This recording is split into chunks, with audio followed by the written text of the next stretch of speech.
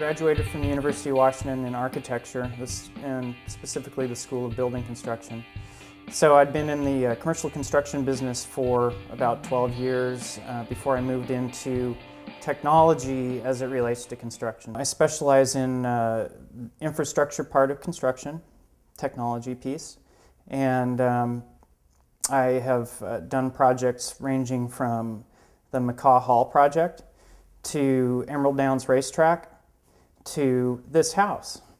So when we first came into the house here, we noticed that there were about 7 layers of wallpaper on these walls here. One of the first things we did was take that off. And if you've ever done that, I pity you, because it was a horrible job. The lath and plaster walls are still in perfect condition, but it also has that stained glass. It's all original. The house was built in 1906, so if you think about how long those windows have been there, it's pretty amazing to think of what they've seen.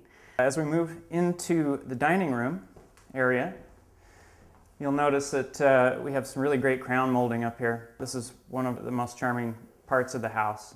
So much light comes in through the southern exposure that we put in textured glass, so there's no more curtains, but there's still a lot of privacy. The built-in hutch has been a great place to store things that you want to illuminate, so we put lights in there. And then this wall sconce, stole it out of a house that was being demolished. It's from the 70s, and in the house that it came out of, it looked terrible, but I had a vision, and it became kind of the inspiration for how this room came together, with lots of golds and reds, and then I found a chandelier online that kind of matched it. So this room became what I would call sexy, believe it or not. Then the kitchen, Kent came in and designed this with tons of cabinets, counter space. As you notice, there's a million outlets, and the coolest thing about it is I have speakers. So when everybody else is having cocktails or socializing and the music's blaring, I get to play along too. We made it livable, made it usable. We designed the cabinets so that we could actually cook in here. Added a lot of storage space. Everything is new in here. We illuminated it also so that you can actually see the countertops. Darcy and I have always wanted to expand this house. We loved the main floor. It was great. We lived in it for many, many years, and we'd always talked about either building up or building down. This is a classic 1906 Craftsman. It's very indicative of its era and of Seattle craftsmen. And for us to go up would have changed the lines of this house. So for us to go down made more sense if we wanted to keep the integrity of the house, which we did. The best decision for us was to go down because it was already there. It was unfinished basement, and we decided to build it out and build ourselves a living space down there that we could really move into, and something that would be a little bit different from the upstairs here, but would also allow us to have a refuge, a place where we can relax. The basement now is anything but cold and scary. It's warm, inviting. We stained the floor in this really warm color. It kind of feels like leather to me. I did the entire renovation myself. I subcontracted a few key parts, for instance the concrete slab, because it required a pumper. The heating system downstairs is super efficient. It utilizes the domestic hot water system to heat the floor.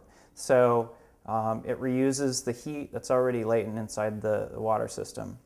And it also recycles it back into the hot water tank. So we found that our heating bills have gone down since we've doubled the size of the house. Our whole heating bills have actually gone down. The basement's also really well insulated, and the windows are also the latest and greatest in energy efficiency. The master bedroom required an egress window, and so I had to notch out the foundation to install this window here, and there's a window well outside. It's a tilt-turn window, which is a really handy type of window to have, so you can open it this way, or you can crack it open. We also installed a walk-through closet with plenty of storage space. I designed it so that we could put all of our clothes in there and more. So imagine 2 people staying married for 14 years with only 1 bathroom. I know it's really hard to imagine. So we finally have 2 bathrooms now, which I love. When we started this bathroom, I said, I want one of those bathrooms that's like in a hotel. So we built this hotel-sized bathroom that has these double shower heads, and Kent tiled the whole thing. The location's great. The walkability is amazing. We could go to a movie, we can go to the pub, we could go to the Starbucks, all on foot. So there's mass transit, bike paths, tons of bike paths. Burt Gilman's close by too. When I worked at the university, I walked there. It's also close to the freeways. I can literally get to my desk in downtown Seattle from here on my motorcycle. I can be sitting in my desk in 12 minutes. It's awesome. The other great thing about this house is the way it's designed to maximize cooling. It's always cool in the summer. The light upstairs is amazing. This house is positioned perfectly on this lot to maximize natural light. And then Kent very thoughtfully designed the lighting system in the basement. When you go down there, there's no feeling of being in a basement because there are so many lights in all the right places. So the light downstairs is different. It's very warm. And so I find that a lot of times people don't put enough thought into lighting, and it makes a huge difference. This house has been an amazing part of this chapter of our lives together, and Seattle has been a great city for us. Everything that was done in this house was done with intention, the intention for good living.